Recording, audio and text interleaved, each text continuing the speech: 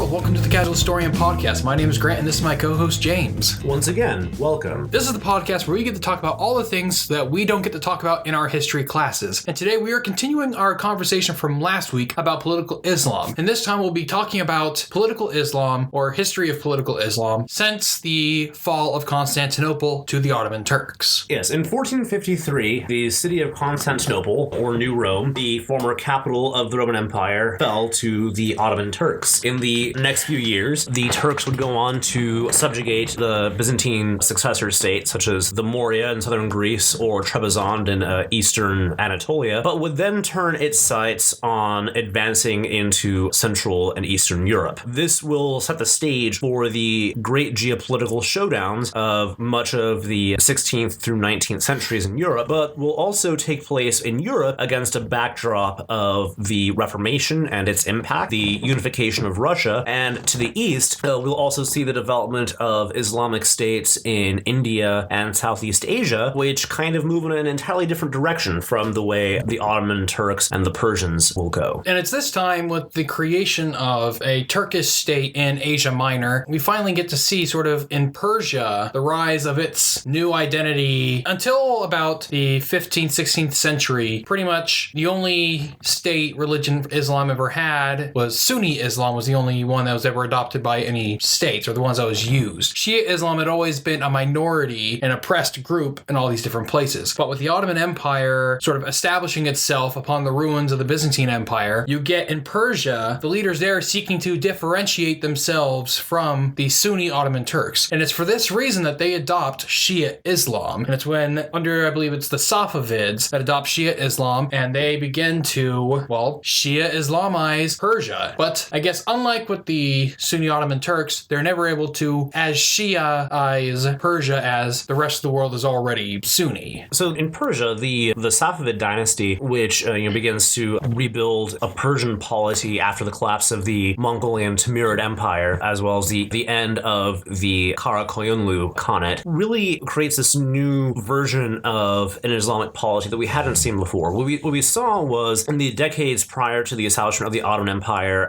or the Ottoman dynasty as the Caliphate dynasty, we saw kind of political fragmentation in which there were numerous states, but only one caliph. Shia Islam doesn't invoke a caliph. The title of a caliph is much more peculiar to Sunni Islam. But Safavid Persia, by recreating a distinctly Persian identity, as well as adopting Shia Islam, creates something new, because in the trappings and style, the Safavids actually harken back to the old Zoroastrian emperors of Persia, or the King of Kings, the Shah, which had been a defunct title since the fall of Persia to the Caliphate in the 7th century. Now we have this kind of synthesis of old Persian court culture, symbols of the old Persian monarchy. The symbol of Persia during this era is a golden lion with a sun, which is, very much an old, ancient Zoroastrian Persian symbol. And it also becomes one of the big geopolitical as well as religious rivals to the Ottoman Empire on its eastern frontier. The struggle, though, for Persia is that it becomes wedged between two tough nuts to crack, both of which are Sunni. You have to the west the Ottoman Empire, and the Ottomans and the Persians will continuously fight over the Caucasus and Mesopotamia. And to the east, you have an uneasy peace at times with eventually the Mughal Empire, which was a Mongol dynasty, the Timurid dynasty actually, that would go on to unify much of the Indian subcontinent for a time and create its own interesting variant of Islam as ruling religion, but with the subject peoples adhering to a non-Abrahamic religion, which was something unique. Because when you look at to the west, where Islam has spread, usually the subjects that are not Islam, that are not Muslim, are Christian or Jewish. In India, obviously, that was not so much the case, except for in a very few small areas, like in southern India. Most of the subject peoples were Hindu, some were Buddhist or Jain. And this rivalry between Persia and the Ottomans I look at this as sort of being a long trend in history in which the Middle East there's always a conflict there that's between two rival powers, something coming out of Asia Minor and something coming out of the Iranian Plateau. And over time, the actors in these two areas have changed. It has been Greeks and Byzantines coming out of Asia Minor, and it's been all the many different dynasties coming out of the Iranian Plateau, but it's always two powers coming out of those areas struggling for the Middle East. And it just so happens for some time, they happen to be both Muslim powers, but brandishing establishing different sects of Islam. Well, the Ottomans also, the Persians were not the only major rivals to the Ottomans. In fact, the Ottomans' initial rival within the Islamic world that was potentially far more dangerous than Persia was the Mamluk Sultanate in what's now Egypt, but it also included Palestine and Syria. This was a somewhat older dynasty, having been in power in Egypt and the Levant well before the fall of Constantinople, but would come to see the Ottomans as a threat, and correctly so, because eventually the Ottomans would conquer and absorb them, which would, again, help to shore up the Ottomans' position as a dominant power in the Middle East and in the Mediterranean. But looking back to the West for a moment, the fall of Constantinople will set in motion a series of events which will lead in many ways to the shaping of the way Europe turns out. On the far extreme west of the Mediterranean, the old Umayyad Caliphate of Al-Andalus that once existed has been reduced to a small successor caliphate, well, not even a caliphate, it's a sultanate of Granada in southern Spain. By 1492, the conquest of Granada by Castile and Aragon, who would unify as Spain, has been completed. Also, the voyage to send Christopher Columbus looking for India is motivated by the fact that moving merchandise and trade through the territories of the now Ottoman Empire has become difficult, because up until 1453, as long as Constantinople remained a Roman or Byzantine city, it was still a trade center, and Italian and, well, specifically Genoese and Venetian merchants still traded there, but now their favorite position was gone in favor of the new regime. Of course, Columbus gets lost, doesn't realize that he's stumbled on a completely different landmass, but that's neither here nor there. But a big part of the impetus for European exploration at the time was trying to find an alternate means of reaching Eastern Asia that didn't require them to go through Turkish territory. Meanwhile, the Ottoman Turks are going to continue their expansion to the Balkans, and pretty rapidly. The rest of Greece, Bulgaria will fall, Serbia as well, and eventually they'll reach their high point when they conquer most of Hungary, leaving the Habsburgs in Austria exposed. In fact, the Turks will go on to besiege Vienna twice. Yes, this is the Ottoman conquest of southeastern Europe has definitely left scars that are still there to this day. In fact, a lot of the hostility we see today to the migrant crisis coming out of Syria, I think a lot of that animosity in southeastern Europe can be traced back to this time. They still hold on to those scars of being conquered by these non-Christian invaders, these Muslim conquerors going through their land uninvited. This is something that's still sticking with them. It's something we Americans, I don't think, understand quite as well, is that we don't have as long of a history, and we especially don't have the same kind of history of being invaded. We were the successful country for most of our conflicts, and so I think this is something it's a very important time period that's creating still a lot of the issues that we are struggling with today in the West. Well, I think that you make some good points there, but I also would point out that though there is a kind of national trauma with, for example, the old Bulgarian, Serbian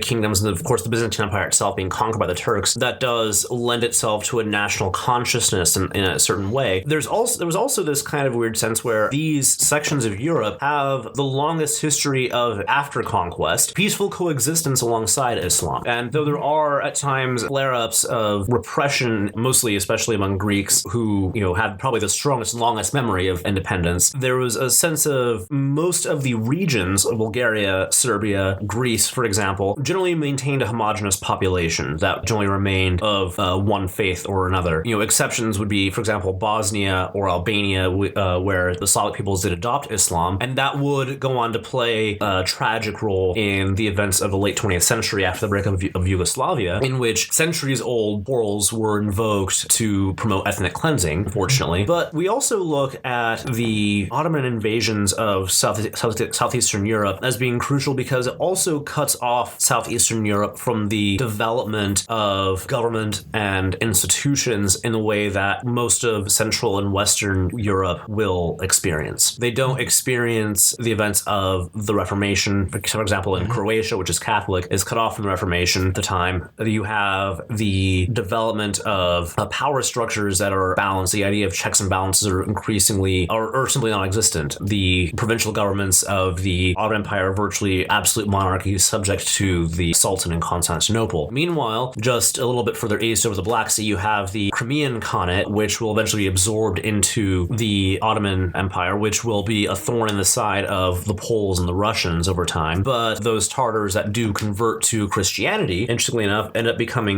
some of those legendary heroes in the area of the Cossacks. I guess, in a weird way, the fall of Constantinople and the rise of the Ottomans simultaneously sort of marks almost an end of Western Europe fighting the Muslims in a weird way, or at least only part of Western Europe really bears the brunt of fighting the incoming Muslims. Like England doesn't spend a whole lot of time fighting against the Muslims because it has its own shit to deal with on its island. Well, at the time, the English aren't even worried about their island. Well, to an extent they are, because the Wars of the Roses are contemporaneous with this, but they're also still fighting the French due to lingering issues from the 100 Years' War. What we do see is that what can be considered the frontier against the Turks is increasingly pushed west. Once Byzantium falls, because before the Byzantine Empire fell, the Bulgarians and northern Greeks had been subjugated. Serbia falls next. Hungary is decimated, which brings the frontier to the Austrian eastern boundary, and also brings into play one of the great powers of the era that we may not always think of as today, the Republic of Venice, which was a naval power and for a time was what kept the Ottoman Navy confined to the eastern Mediterranean and tried alongside the Genoese to repel piracy in the area. But as Spain unifies, begins its conquest in the New World, as is Portugal, we also see a new event take place in Europe, which is the Protestant Reformation. This creates a new kind of dimension to the conflict, because in the areas that adopt Protestantism, which is, of course, mostly northern Germany, the northern Low Countries, eventually the British Isles, and also Scandinavia, they're not in regions that are ever in direct conflict with an Islamic state for all this time. You have, Orthodox Christianity, you have Catholic Christianity, which are definitely marked by their nations being in political opposition to Muslim states over the last 600 or more years. Protestantism creates a new dimension here because Protestants want religious freedom. They want to be able to practice freely, and that's not something that the Catholic rulers of the Holy Roman Empire, for example, were really interested in allowing. And also, by this point, the Holy Roman Emperors are also the kings of Spain. Good old, Charles V of the Empire, Charles I of Spain, is very much a religious zealot, and he's determined to maintain the Catholicism of his empire. But his other big geopolitical rival are the Turks. And so you actually have this interesting situation where Protestant princes of the empire would court support from the Ottoman Sultan because their common enemy is the Habsburg Emperor in Vienna. By the same token, eventually the Kingdom of France, once its rivalry shifts somewhat away from England and to the Habsburgs, will at times make common cause with the Sultan. So, for example, one of the sieges of Vienna takes place during the 30 Years' War, one of the most destructive conflicts in Europe, and the Turks took the opportunity to attempt to take Vienna. However, they were saved. The Viennese were saved by the arrival of Polish reinforcements and actually Protestant electors from Saxony. This is a period of Islamic history that I'm not extremely familiar with. What you begin to see during this time period, especially on the Ottoman side of things, the Ottomans and also with the dynasties of Persia and with the Mughal Empire, is that expansion and territorial growth are still a major impetus for the states of the era. There's far less of a religious dimension to it, because by this point, the European nations themselves, as they begin to consolidate, are also embarking on growth, be it colonial expansion in the New World or attempts to consolidate territory in their neighborhoods in Central Europe. In this respect, the territorial expansion of the Ottoman Empire is really little different from the expansion of Spain in the New World or the expansion of France toward the Rhine in Western Europe, or certainly the expansion in every direction by Russia. But what you do tend to see by this point is the Ottomans have a much larger set of minority populations than previous caliphates did, and so they must maintain a sense of peace with them, which they're generally successful at. There aren't so much widespread Christian revolts in the Balkans as one might think, though there are a few. There are not a lot, but there is kind of this desire for sovereignty that the Balkan peoples do still maintain. Also, there's a growing sense of resentment toward the Turks on the part of Arabs in the Ottoman Empire, which by this point has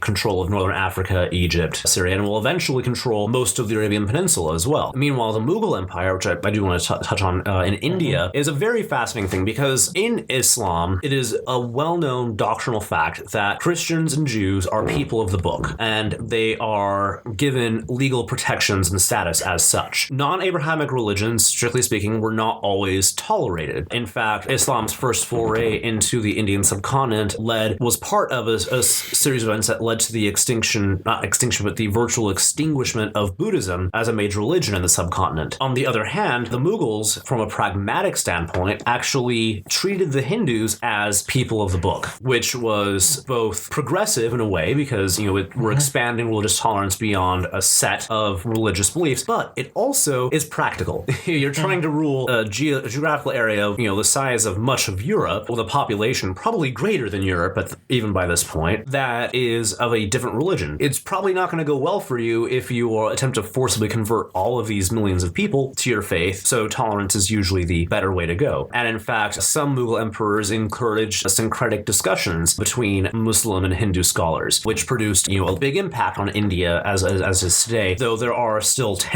major tensions in areas between Muslims and Hindus, or between Muslims and Buddhists, as in Sri Lanka. There is still a legacy of that era that is maintained. For example, what is the capital of India today? Delhi, which was the capital of the Mughal Empire, and before that was the capital of the Sultanate of Delhi in northern India. Islam becomes a religious issue much more so in Europe, really by the time you get to the 19th century. Because after Constantinople falls, you don't have so much crusades being called. You do still have flashpoints and wars between the Turks and the Habsburgs, or in either Austria or Spain, conflicts between the Turks and the Russians, conflicts between the Turks and varying Italian states. Not often is religion brought into it as a dimension, except for, some exceptions might be after the fact, like the Battle of Lepanto, a major naval battle, in which Western artists and theologians actually attribute it to a divine intervention for the victory, even though it really did not change the balance of things, a geopolitical sense. That's more propaganda than ideology. By the 19th century, nationalism begins to develop, and the tone that nationalism takes, of course, will vary from nation to nation. In France, it's kind of this desire to look back at the glory days of the recent revolution and republic. In Germany, it's the idea that there can be a unified, singular German state. In Russia, it's Pan-Slavism, which is, the idea that it needs to lead the Christian Slavic peoples because it's the biggest and the best. And in the Balkans, in Greece, in Serbia, Bulgaria, Romania, and elsewhere, Romanticism and nationalism take the form of, we just want to be independent, that we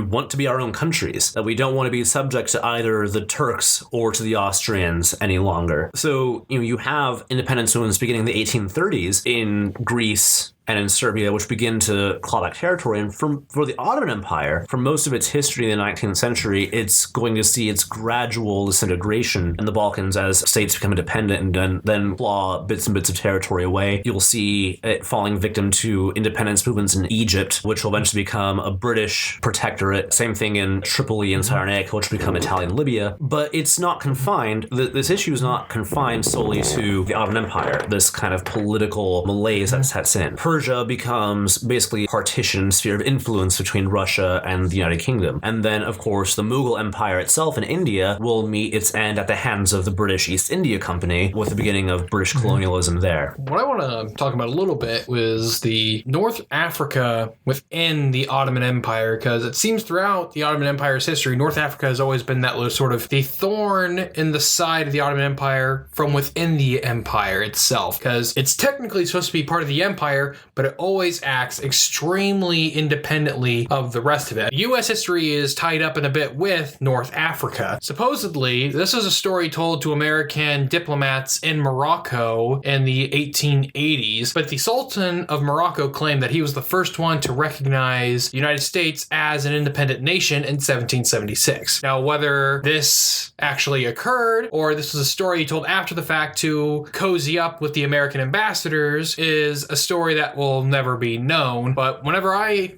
have to talk with other Americans who are trying to bash Islam for the sake of bashing Islam, I always like to mention to them, that the fact that the first nation to recognize the United States as an independent country was an Islamic state, the Sultanate of Morocco. And the fact that we have a lot of history with North Africa. Shortly after this time, we have our issues with the Barbary pirates coming out of Tunisia and Libya and Algiers, where we had to send several expeditions to fight pirates, and we even attempted a little bit of some things that would eventually become the norm during the Cold War, where we tried to overthrow a government and place a friendly Berber monarch. Well, the issue of the Barbary pirates is a big one. And North Africa is kind of the odd duck of the Islamic world under the Ottomans, because it's comparatively remote. There's not a direct land connection that's convenient. So there's always been a great deal of autonomy afforded to the North African parts of the Ottoman Empire. But as Ottoman power begins to wane, sultanates in Morocco, Algiers, Tunisia are very quick to be able to seize upon as independence. In fact, by the 19th century, Morocco, Algiers, Tunisia, and Egypt are virtually independent, nominally subjects of the Sultan. This doesn't actually stop Western colonial powers from taking advantage of their relative weakness. You have the French directly annexing Algeria and reducing Tunisia and Morocco to protectorates. You have the British doing the same thing in Egypt, the Italians in Libya, and then you have, of course, the American expeditions via the Tripolitanian War. But it's important to note that Islam during this period is kind of experiencing, again, the same kind of malaise that it experienced in the 13th century. There's a sense of the creative and development, creativity and development are kind of stagnated. And a big part of it is due to the fact that the Ottomans creating and fostering culture within their own Turkish areas are at times brutally repressive or dismissive of the non-Turkish parts of the empire, even when those non-Turkish parts are still Muslim, which is connected to the deep-seated resentment that Arab peoples subject to the Ottomans began to feel. And you actually even still see it today in the way Arab states sometimes diplomatically have a bit of a standoffish nature with the current Turkish Republic. Another thing, a common trope in today's thought about the Middle East that was actually quite the opposite once upon a time would be U.S. relations with the Middle East. Now, today, it's the generally looked at concept is we're at war with the Middle East or we're at war with Islam, depending on who you're talking to or how they want to phrase it, and that we have nothing but bad relations, we've done nothing but bad things with them. But for a long time, the U.S. was actually probably the most trusted Christian nation in the from the perspective of the Islamic world. And one of the reasons for this is because the United States, at least until the mid to late 20th century, had never engaged really in much war or conflict with the Middle East. In fact, the Ottoman Empire actually gave to Americans special privileges within their empire. In particular, they allowed American missionaries to set up missions inside the Ottoman Empire, so long as they were not trying to convert Muslims to Christianity, but rather so long as they were trying to convert Christians and Jews to Protestant Christianity. And so they were allowed to go in and serve there, and they created many of the Western schools that are still there today in the Ottoman Empire. And the reason they allowed the Ottoman Empire is gone. Historian Freudian slip. Anyways, so many of these schools that they founded are still in the Middle East today and are still the major universities such as Beirut or in Smyrna, and more universities founded by American missionaries that have been largely responsible for a lot of the modernization of the Middle East. The biggest reason why they allowed American missionaries into the Ottoman Empire while not really allowing any of the other European missionaries in there was because the American missionaries were not agents of the U.S. government. While most of the missionaries that were ever sent into the Middle East by European governments always tended to be agents of those European governments. And the Ottomans were always fearful that they were going to either try and convert their Muslim population or try to subvert their control in these regions, which they felt pretty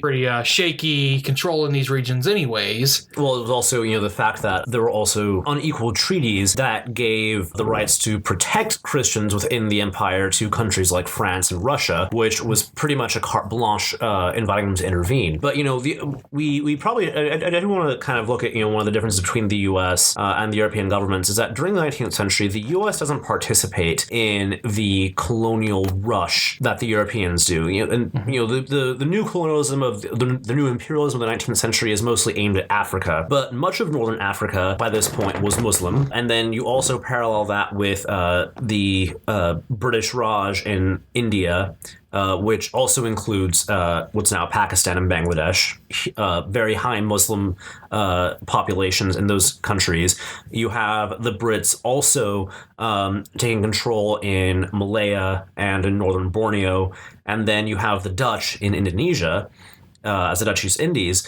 And so over the course of the 19th century, you actually have seen the situation where the only major truly independent Muslim power in the world is the Ottoman Empire. And you could count Persia, but Persia is subject to intervention and external control by both the Russians and the Brits over the course of the 19th century. Then we arrive at World War I. World War I, of course, being the big earth-shaking event that it is for everyone there is not a civilization that's not touched by the fallout of World War I, is a major blow within the Islamic world, because the Ottoman Empire sides with the German Empire and Austria-Hungary against the Allies, against the United Kingdom, France, Russia, and eventually, of course, Italy and the United States. The result, unfortunately, is that the British and the French and the Russians make promises to varying national groups within the empire to say, hey, join up with us, support us, and you'll be rewarded. So you have promises for an Armenian state. You have promises for more territory for Greece to reunite with its peoples within Turkey. And the biggest one is the promise of an Arab state, independent from the Turkish Sultan. Unfortunately, these agreements don't pan out. Russia is drowned in its revolution and is so unable to back up the Armenians, who have been subject to genocide by this point, unfortunately. And the British and the French had no intention of ever honoring the agreement they made with the Arab nationalists, and ended up partitioning the Middle East in what were called mandates, but were really just colonies. Which is probably a direct reason for a large sense of mistrust and anger directed at the West, from the standpoint not so much specifically of Muslims, but in the Arab world especially. There's a sense of betrayal there. By the end of World War II, however, the colonial empires, the Brits and the French, are collapsing because they just don't have the resources to hold on to them. And this is something where, again, the United States had an opportunity and did have a great deal of clout and prestige in the Middle East, because the Americans were very much opposed to propping up the British and French colonial empires. They said, nope, you are going to get out. But on the other hand, we have this circumstance where as the U.S. does become the major Western power that interacts with the Middle East, unfortunately, Americans are not so discreet as to what kinds of regimes they engage in relations with. So many of the regimes that we have, unfortunately, been allied with or linked with the Middle East have been repressive ones. But it's very difficult to simply throw terminology around when it comes to the Middle East, because chaos is endemic to the region when external powers try to intervene. As we've learned very recently in Iraq. Even before that, the Suez Crisis was nearly a disaster, which would have seen, oddly enough, the war between the U.S. and the Soviet Union on one hand and Britain, France, and Israel on the other, which is very strange to a lot of people. But when we look at the way the Islamic world has developed today, too often we look solely at the Middle East. And it's understandable, the historical center of gravity of Islam is the Middle East. The first culture to adopt Islam as its own, the Arabs, are centered in the Middle East.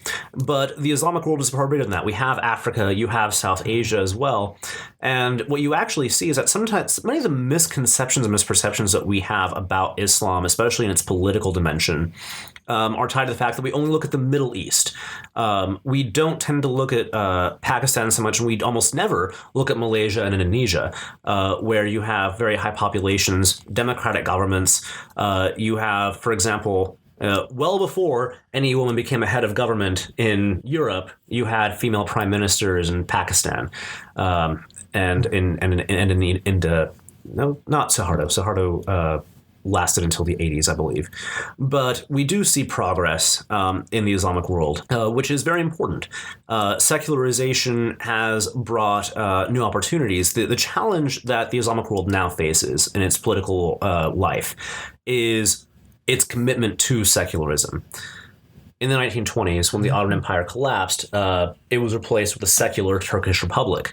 From that point, no nation could claim a caliphate, and no ruler did.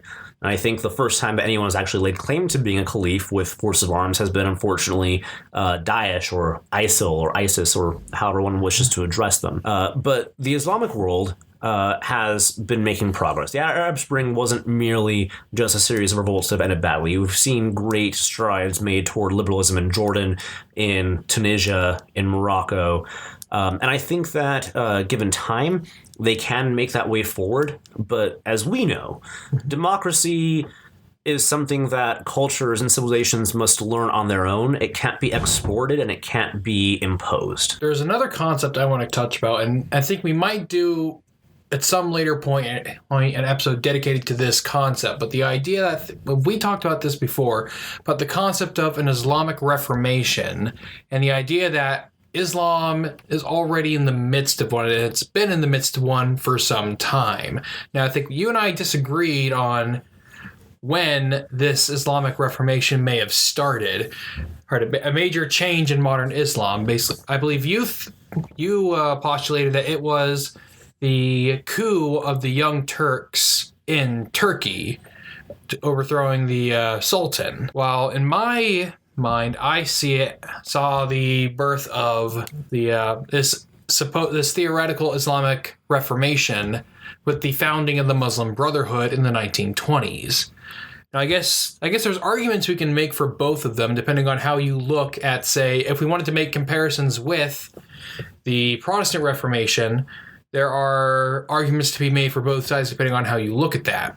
Like, I'm guessing you might choose the coup of the Young Turks in the Ottoman Empire because you might see the Protestant Reformation as something of a secularizing force, which is what was going on with the Young Turks. It was nationalism the Young Turks had, but it was also a more secular nationalism. While I look at the Protestant Reformation more as being actually more making religion authentic, more getting back to basics. Like when you had the Catholic Church in Western Europe coming up with all these additional doctrines that were not that biblically supported by the minds of the Protestant reformers like Luther and eventually Calvin and others.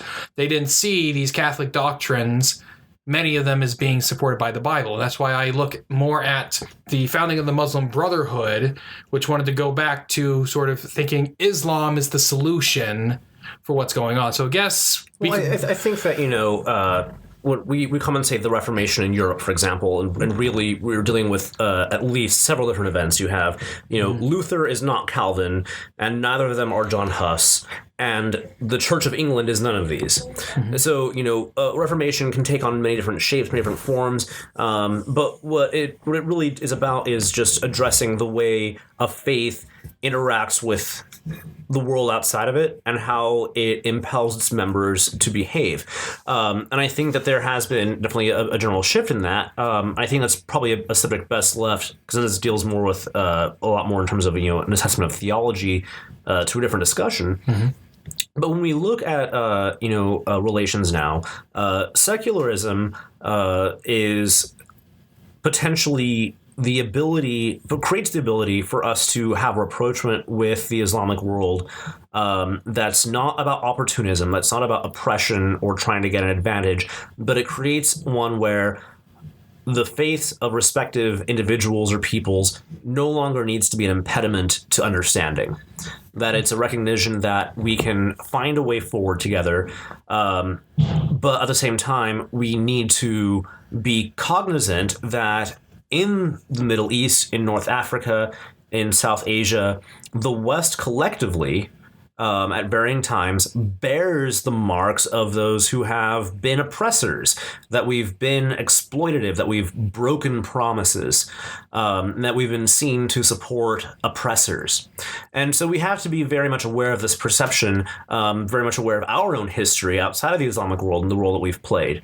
But what we have seen over this in the last episode is that the political development of the Islamic world has been very complex, and that its internal collisions as well as collisions with outside forces, be it in Christian Europe, Hindu India, or elsewhere, have not always been the easiest, and they've been difficult, but that's human history. And, we're now in the 21st century. Religion is kind of part of a cultural tradition, part of a civilization, but it does not need to be an impetus or cause for violence. All right, well, I think that about wraps it up for today. Yeah, I think we've covered a great deal of stuff, and we actually might want to revisit maybe specific parts of this to expand on later. I think that feedback would be very helpful if there's something that you would like us to discuss a bit more on this one, because we took a giant topic and compressed it into two episodes. Yes. You have two Westerners talking about a place and a religion which we are not natively familiar with. Yes. And I think that's also an important thing to note, too, is that, what we're aware of is what's presented via history, via, an academic exploration of it, whereas, the experiential side, the living it, is not something that either of us have the advantage of. All right, then. This has been the Casual Historian Podcast. If you enjoyed this episode, then give us a rating and a review on iTunes. You can also find this podcast on the Casual Historian YouTube channel. And you can follow the Casual Historian on Facebook and Twitter. And go to casualhistorian.com for more content like this. You can email any comments, questions, or business inquiries to casualhistorian@gmail.com. Thanks for listening.